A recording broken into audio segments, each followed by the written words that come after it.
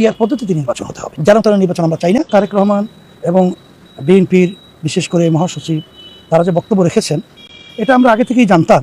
আসলে তারা যে ইসলামকে ওইভাবে মূল্যায়ন করে না এবং ইসলামী নীতি আদর্শ যে রাষ্ট্রীয় পর্যায়ে ক্ষমতা যাবে এটা তারা যে পছন্দ করে না, এটা তো কিছুদিন আগে আমরা বিএনপির যে মহাসচিব তিনি যে বলেছেন যে দক্ষিণ পন্থাদের উত্থান এবং শরিয়া আইনের যে বিশ্বাসীরা, এই কথাবার্তার মাধ্যমে সে ব্যাপারটা পরিষ্কার হয়েছে।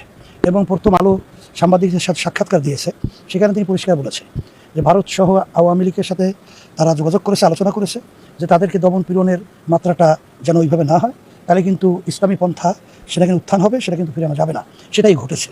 তাহলে এই আলোচনার মাধ্যমে আসলে মূলত আমরা যেটা দেখি, ইসলামী দলগুলো বা ইসলাম রাষ্ট্রীয় পর্যায়ে উত্থানের ব্যাপারটা তারা আগে থেকেই ভিতরে তাদের চাপা ছিল, এটা খুব এখন বর্তমানে প্রকাশ হচ্ছে। আগে তো আওয়ামী লীগ যেহেতু রাজনীতি মাঠে কাজ করতো, এখন তো রাজনীতিভাবে আওয়ামী লীগ যেহেতু স্থগিত আছে কার্যক্রম, এখন তো তারা এই তোকমাটা যে লাগাবে যে আওয়ামী লীগ ইসলামের শত্রু, দেশের শত্রু এবং ভারতের দোসর হিসেবে কাজ করছে, এটা লাগাবার সুযোগ তো এখন নাই। এখন তারা কোন কথা তারা বলবে? এখন তারা ওই পথ আসলে বেছে নিয়েছে। তারা এখন চিন্তিত হয়ে গেছে যে ইসলামী দলগুলো একত্রিত হওয়া এবং দেশপ্রেমিক তারা একত্রিত হয়ে আসলে এই দেশটা গঠন করার যে প্রক্রিয়া শুরু করেছে, এটা আসলে মূলত তারা সহ্য করতে পারছে না। তা আমরা অন্তর্বর্তীকালীন সরকারকে বলবো যে জুলাই 24 এবং 5ই আগস্ট যে অভ্যুত্থান হয়েছে, এখানে যে মানুষগুলো ছাত্র জনতা যে জীবন দিল, তারা যে পঙ্গু হলো, চক্ষু হারালো, মা সন্তান হারা হলো, আমাদের একটা লক্ষ্য উদ্দেশ্য হলো যেন তুমি আগের মতো সেই নির্বাচনের মাধ্যমে আবার যে ফ্যাসিস্ট ক্ষমতায় আসবে, এটা কিন্তু বাংলাদেশের ছাত্র জনতা, কোনো রাজনৈতিক যারা দেশপ্রেমী আমরা চাই না। এই জন্য সংস্কারের দাবি আমরা করেছি। আর সংস্কারের মূল একটা প্রধান জায়গা হলো এই নির্বাচনী পদ্ধতি সংস্কার।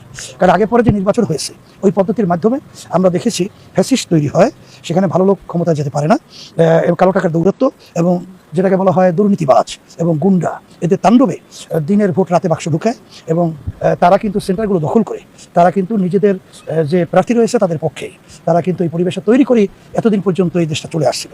এর জন্য আমরা পিআর পদ্ধতি নির্বাচন দাবি করেছি, এর জন্য যে প্রতিটা ভোটারের মূল্যায়ন থাকবে। কারণ আগে পরে তো প্রতিটা ভোটারের মূল্যায়ন হতো না ওই আগের যে নির্বাচন পদ্ধতি, এবং ফ্যাসিস্ট তৈরি হওয়ার মতো এককভাবে ক্ষমতায় যাওয়ার সুযোগটা থাকবে না। আর এখানে সব রাজনৈতিক দলের প্রতিনিধি সংসদে থাকবে।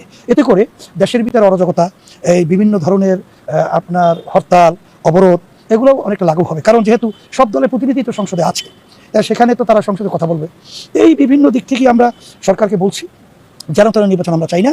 দৃশ্যমান এই খুনিদের বিচার আমাদের সামনে আসতে হবে এবং মৌলিক সংস্কারগুলো হতে হবে। এরপরে পিআর পদ্ধতিতে নির্বাচন হতে হবে।